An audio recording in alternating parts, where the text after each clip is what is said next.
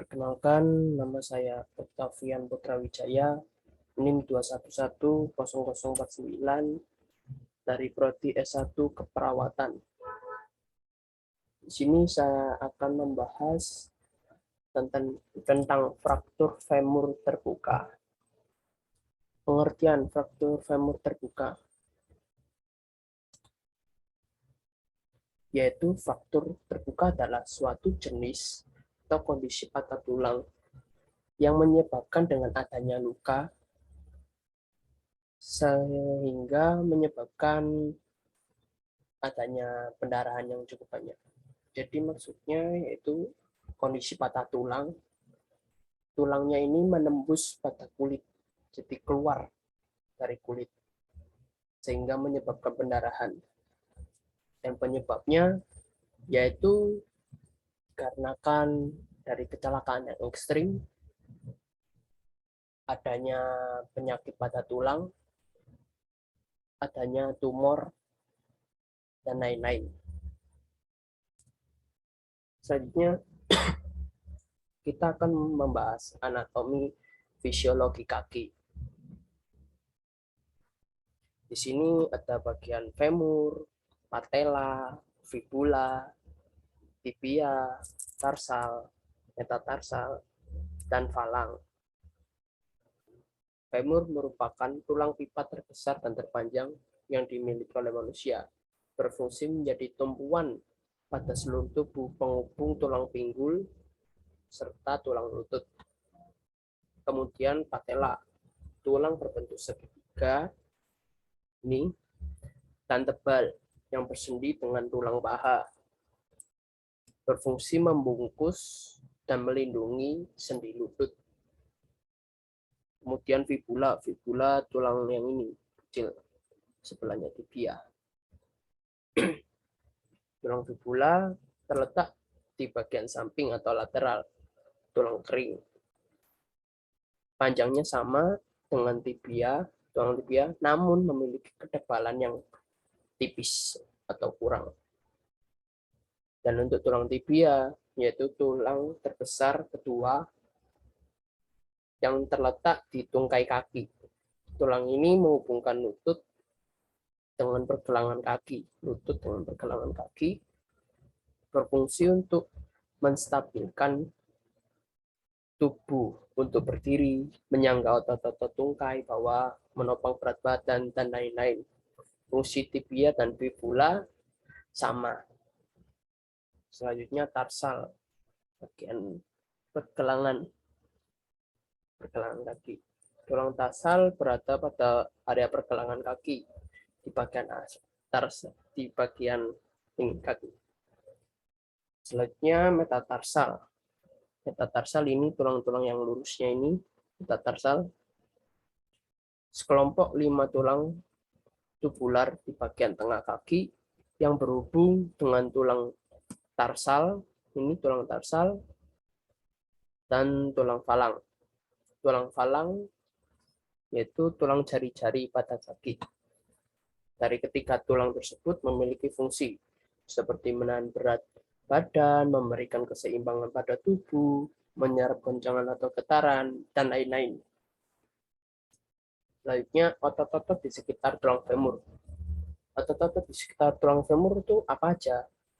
Ada 3, yaitu otot abduktor, otot ekstensor, otot flexor femoris. Nah, untuk otot abduktor terdiri dari otot abduktor meldanus. Di sini kita melihat pada bagian paha saja,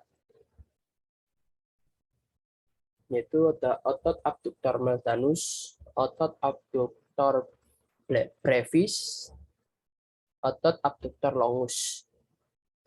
Yang kedua, otot ekstensor terdiri dari otot rectus femoris, otot vastus literalis eksternal, otot vastus medialis internal, otot vastus intermedial. Ini ada semua. Ketiga adalah otot flexor femoris, otot semi membranosus, otot semiterginosus, otot sartorius. Diagnosis fraktur terbuka. Yang pertama adalah anamnesis. Anamnesis itu bertujuan untuk mengumpulkan data tentang masalah kesehatan dan medis pasien sehingga mereka dapat mengidentifikasi perkiraan diagnosis atau masalah medis yang dihadapi oleh pasien. Dan yang kedua adalah pemeriksaan lokal.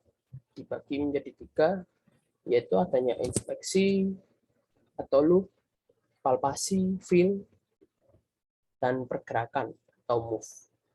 Untuk inspeksi atau look bisa dilihat melalui ekspresi wajah karena nyeri, memperhatikan posisi anggota atau struktur anggota gerak pada pasien, apakah terdapat luka pada kulit dan jaringan lunak untuk membedakan fraktur terbuka atau tertutup.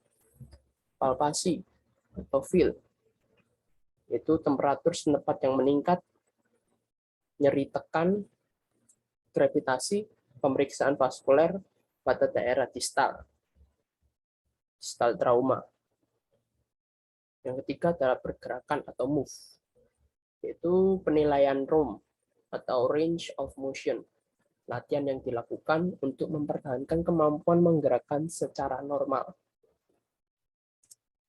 Untuk penanganan fraktur terbuka, yang pertama penilaian awal atau primary survey, terdiri dari airway, breathing, circulation, disability, exposure. Dan tindakan yang kedua adalah tindakan pembedahan. Tindakan pembedahan dibagi menjadi 2, ada fiksasi internal dan eksternal. Untuk internal, selama operasi, fragmen tulang yang pertama direposisi atau dikurangi ke posisi normal, kemudian diikat dengan skrup khusus ke permukaan luar tulang. Dan untuk eksternal, fiksasi digunakan untuk menahan tulang tetap dalam garis lurus. Dalam fiksasi eksternal, pin atau skrup ditempatkan ke dalam tulang yang patah di bagian atas dan bawah, tempat fraktur. Ini adalah cara penanganan yang pertama. Kenapa diikat menggunakan alat tersebut? Agar mengurangi pergerakan pasien. Lalu bertujuan untuk meluruskan tulang yang keluar tadi, agar tidak miring atau keluar jalur. Jadi kesimpulan dalam penanganannya yaitu semua fraktur terbuka dikelola secara emergensi. Jadi harus perlu pertolongan pertama. Jadi segera ditangani karena pada fraktur terbuka itu tidak boleh sampai berkontak langsung dengan udara luar karena kita tidak tahu dalam udara di luar itu bersih atau tidak. Adanya kotoran atau bakteri yang di luar kita juga tidak tahu dan tidak bisa melihat. Untuk menanganinya segera ditutupi dengan kain yang steril yang bersih agar tidak terjadi tetanus bahkan infeksi pada daerah fraktur tersebut. Yang kedua, lakukan penilaian awal akan adanya cedera lain yang dapat mengancam kondisi maupun jiwa pasien. Yang ketiga, pemberian antibiotik. Yang keempat, lakukan debridement dan irigasi luka. Lakukan stabilisasi fraktur, pencegahan tetanus, dan yang terakhir, lakukan rehabilitasi ekstremitas yang mengalami fraktur di bagian fraktur. Untuk pemulihan penuh dari fraktur terbuka femur, itu biasanya berlangsung sekitar 12 minggu, bahkan bisa 12 bulan. Namun kebanyakan orang mulai berjalan dengan bantuan terapi fisik di hari pertama atau kedua setelah cedera atau pembedahan. Sekian dari saya. Bila ada kata-kata yang kurang berkenan, saya mohon maaf. Sekian, terima kasih.